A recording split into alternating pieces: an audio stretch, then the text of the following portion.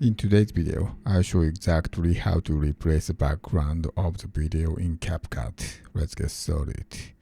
First, import your video onto the timeline and duplicate it. You can do it by pressing Ctrl+C and Ctrl+B on PC and Command+C and Command+B for Mac. And place it on top of each other and select the top clip and head over to the remove background option and click on this auto removal.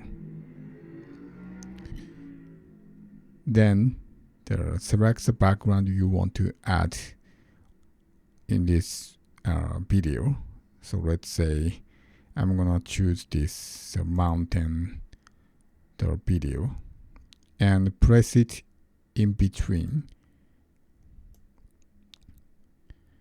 And to make it even better, you can apply the animation under this middle clip, like the slide or whatever you want.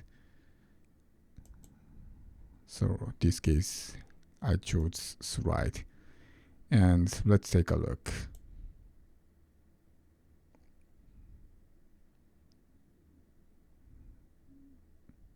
Yeah, it works perfect.